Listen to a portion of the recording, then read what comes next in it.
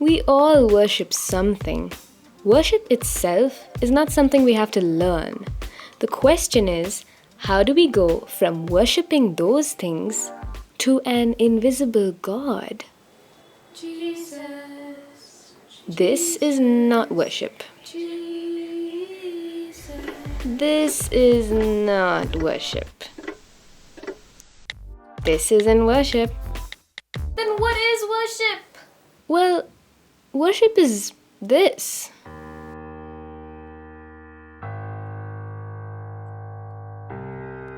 How about this? Give me the bag. This. Oh. Hey, God bless you. Praying for you. Worship is the state of being in total awe of God the Father, and as a result, doing or saying things that express those feelings. Sometimes certain acts help us go into the state of worship, like singing devotional songs. You are holy, holy, holy. Or prayer. But doing those things does not mean you automatically worship God. Worship comes from within. It's an intimate, deep response to God's love for us. When we obsess over money, whether it's making or keeping money, we're giving it a big enough place in our lives to make it an idol that we worship. When we obsess over a person, whether a partner or family member or boss, we make them our God. Everything we do and think revolves around their being. We are worshipping them. So how do we worship?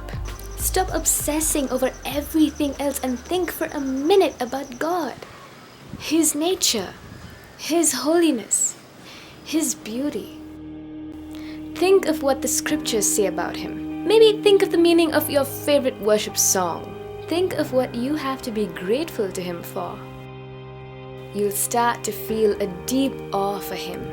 Don't be ashamed to lay your pride down and lift up the worthiness of your Creator. This is what you were meant to do. Jesus said, "Seek the kingdom of God first, and all your needs shall be automatically fulfilled."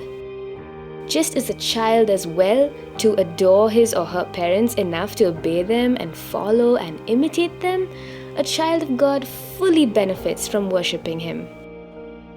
For me, worshipping God is not a duty, it's a delight.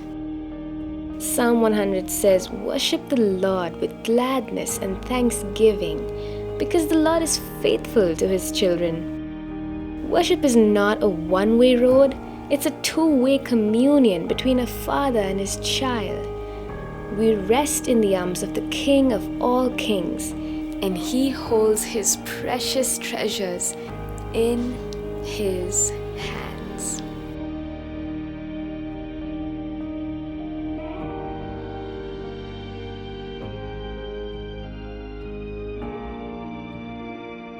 Hey brothers and sisters, I hope you enjoyed the little film I made. You know, I used to wear glasses in pre-university and degree all the time, and one day I had forgotten my glasses and I went to church, and this anointed man of God was speaking, and he spoke in such a knowledge of God and such a depth of His nature that as I was listening I realized that looking at him my eyes were not strained. I was not having a headache, and I thought, am I healed? And I remember this verse, there's no sickness in God, God is all good, there's no evil or sickness or anything negative in God. And it felt like that atmosphere. I thought maybe when I come out of it I'll start needing my glasses again, but that was about 3 years ago. Until now I haven't worn my glasses. So that's what it means when you seek the kingdom of God first. All these things shall be added unto you. I hope you liked this video. If you did, put a like and share it and subscribe to this channel, because I will be doing some worship video series on how to worship God in daily activities in our lives coming up next Thursday. I'm Vihan Damaris. Bye bye, and always strive to be like Jesus.